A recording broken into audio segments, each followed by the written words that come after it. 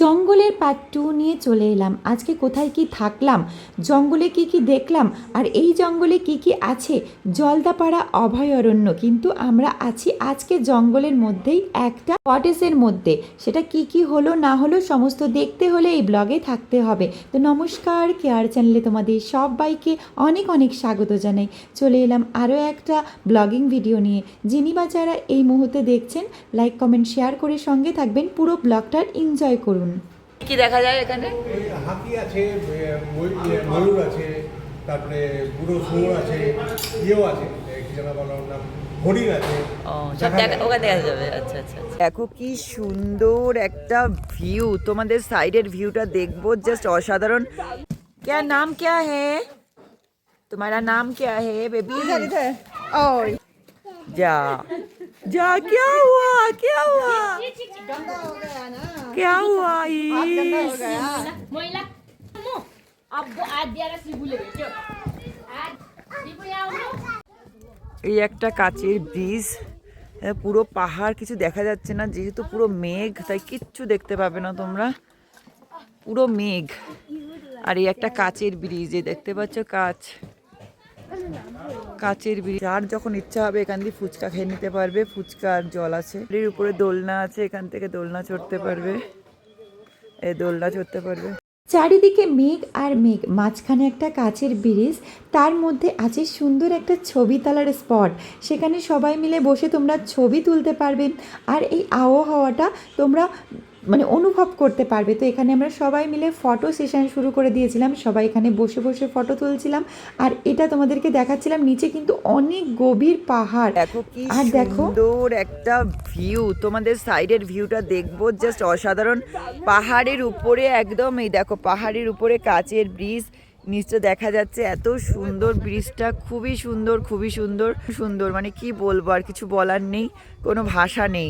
মানে নিচে একদম দেখা যাচ্ছে না, পুরো মানে মেঘারণ্য, চারিদিকে কিন্তু মেঘ হাতে ধরতে পাচ্ছি, আর মধ্যে আমি দাঁড়িয়ে আছি মেঘের মধ্যে। জাস্ট অসাধারণ ভিউ। আর এদিকে ব্রিজের কাজ দেখতে পাচ্ছ। আমরা এমন একটা জায়গায় গেছিলাম, সেখানে ট্যুরিস্টটা কিন্তু অনেক কম যায়, আর আমরা সেই রকম একটা সুন্দর মনোরম পরিবেশ পেয়ে গেছিলাম। আমাদের একটা দাদা ভাই নিয়ে গেছিল ওখান থেকে, তার জন্য এত সুন্দর একটা জায়গা আমি ফিল করতে কেমন লাগছে অবাক হয়ে গেছি। আর তোমাদের দেখতে কেমন লাগছে অবশ্যই কিন্তু জানিও। আর এই কাছের ব্রিজের উপরে রেল করতে যা ভালো লাগতো, কিন্তু টাইম ছিল হাতে খুবই কম, মানে খুবই কম, বেশিক্ষণ টাইম দিতে পারিনি এখানে, কারণ আরো অনেকটা দূর বা অনেক জায়গায় আমাদেরকে যেতে হবে, আর আমাদের হাতে ছিল সময় অনেকই কম, অনেকটাই কম, কারণ আমাদের এখান থেকে আরো অন্যান্য জায়গায় যেতে হবে, এমনকি আমাদের ট্রেনের টিকিটও আছে, সেই টাইম মতো আমাদের ফিরতে হবে। সেখান থেকে ফিরতে গেলে কিন্তু আমাদের খুব অল্প সময়ের মধ্যে ফিরতে হবে। আর উপরে আমরা দেখতেই পাচ্ছ কাচের উপরে কত সুন্দর। এই দেখো ওরা উঠে গেছে, কিন্তু ভয় পাচ্ছে। মনে হচ্ছিল হাতে যদি আরও সময় থাকতো, অনেক সময় থাকতো, অঢেল সময় থাকতো, তাহলে মনে হয় ওখানে অনেক ভিডিও করতাম, অনেক সময় ধরে টাইম স্পেন্ড করতাম, কিন্তু সেটা সম্ভব নয়। আমাদের টাইমলি যেতে হবে, টাইমলি তাড়াতাড়ি কাজ মিটিয়ে তাড়াতাড়ি দেখে আমাদের আবার নেক্সট গন্তব্যস্থলের জন্য রেডি হতে হবে, সেখানে যেতে হবে, আরও অন্য জায়গাগুলো সমস্ত আমাদেরকে উপভোগ করতে হবে খুব সীমিত সময়ের মধ্যে। তার জন্যই সীমিত সময়ের জন্যই আমাদের সমস্ত স্পটগুলো দেখতে পেরেছি আমরা। তারপরে দুপুরের খাবার নিয়ে বসে পড়েছি। দুপুরের মেনুতে এই যে ছিল এইগুলো, যেহেতু আমি খাইনি, দেখো ওই চেয়ারের কোনায় আমি চুপচাপ বসে আছি, এই যে, কারণ গাড়িতে উঠতে আমার প্রচন্ড কষ্ট হয়। তারপর এখানে একটা বুদ্ধদেব মন্দির আছে, সেই মন্দিরে আমি উঠে যাচ্ছি। মন্দিরটা একটু তোমরা আচ্ছা, আমি হাঁপাচ্ছি কেন? কারণ তোমাদের দিদিভাই এখন অনেকটা ডিস্টেন্সে উঠছে, এটা পাহাড়ের একদম উপরে, হাঁটতে প্রচন্ড খাড়া রাস্তা, উঠতে প্রচুর দমের কষ্ট হয়, তার জন্যই আমি এইভাবে কথা বলছিলাম, তোমরা প্লিজ কিছু মনে করো না। এই দেখো পরপর কি সুন্দর, আর এই সমস্ত জিনিস দেখতে না খুব ভালো লাগে। তোমরা কারা কারা দেখেছো আর কারা কারা এখান থেকে ভিডিওটা দেখছো অবশ্যই জানিও, কারা কারা গেছো তারাও অবশ্যই কিন্তু জানিও। আমি আগে কখনো যাইনি। এই যে আমাদের পুচকু হালকা হালকা বৃষ্টি পড়ছে আর মেঘগুলো একদম কাছাকাছি। তোমাদের আগের ভিডিওতে দেখিয়েছি যে মেঘের মধ্যে দিয়ে আসছে আর হালকা কিন্তু বৃষ্টিও পড়ছে এখন। আর বৃষ্টির মধ্যে দিয়ে আমরা ছাতা নিয়ে যাইনি, হ্যাঁ এখান থেকে ছাতা কিনবো ভেবেছি, কিন্তু এখান থেকে ছাতা কিনতে পারিনি কারণ যখন আমরা কিনতে যাচ্ছি তখন সেই সমস্ত দোকানে যেই সমস্ত ছোট ছাতা নেই, বিশাল বড় বড় ছাতা। তো চলো তারপর আমরা উপরে চলে আসলাম। উপরে যে মন্দিরটা আছে, মন্দিরের উপরে একদম পাহাড়ের উপরে যে মন্দিরটা আছে সেই মন্দিরে আমরা চলে এলাম। সেই মন্দিরে দেখো সামনে মন্দির, আর কোথায় থাকে একদম পাহাড়ের নিচটা তোমাদেরকে দেখাবো যে কেমন লাগে পাহাড়ের নিচটা, সেটাও তোমরা দেখবে তাহলে বুঝতে পারবে। এই যে মেন মন্দিরের গেট যেহেতু বন্ধ, আর এখানে বুদ্ধদেব থাকে মনে হয়, আমি ঠিক জানি না, ঠিক আছে যাই হোক বুদ্ধদেবের মন্দির, বুদ্ধদেব তো থাকবেই। তো সেখানে সবাই তোমাদের মনস্কামনা জানাও, নিশ্চয়ই তোমাদের মনস্কামনা পূরণ হয়ে যাবে। এই দেখো আর সাইড পোর্শনটা কেমন লাগছে দেখাই, এই দেখো সাইড পোর্শনটা। এবার নিচটা তোমাদেরকে দেখাবো। নেক্সট চলে এসেছি আমরা আমাদের গন্তব্যস্থলে। রাত্রিটা এখানে এই কটেজেই থাকবো, এই কটেজের মধ্যে। তো এই কটেজের বাইরেটা তোমাদের দেখালাম, ভিতরটাও তোমাদের দেখাবো, রাত্রে কি কি খেলাম সেটাও তোমাদের দেখাবো।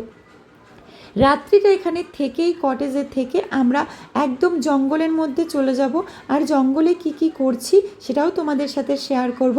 তাই দেখতে হলে অবশ্যই ভিডিওগুলোতে পরপর চোখ রেখো, আমি এক এক করে তোমাদের সাথে শেয়ার করতে থাকবো আর তোমাদের সাথে আমার সেই ফিলিংসগুলো শেয়ার করতে থাকবো আমার কেমন লেগেছিল। দেখেছো ছোটো ছোটো এক একটা কটেজ, এরকম একটা কটেজের মধ্যে আমরা ছিলাম।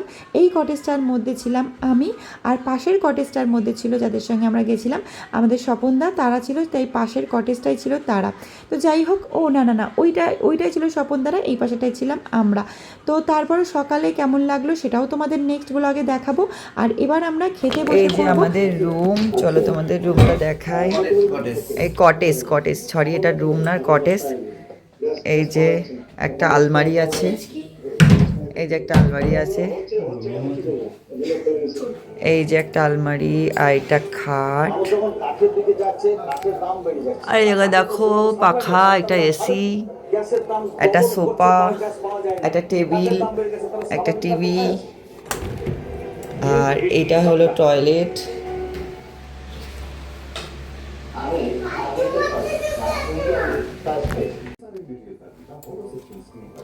এই দুটো গ্লাস রাখা রয়েছে এখানে। আমরা খাবো তাই খাওয়ার জন্য চলে এসেছি।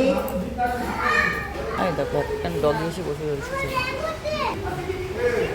ঢুকে গেলাম এখানে। এই যে বেসিন,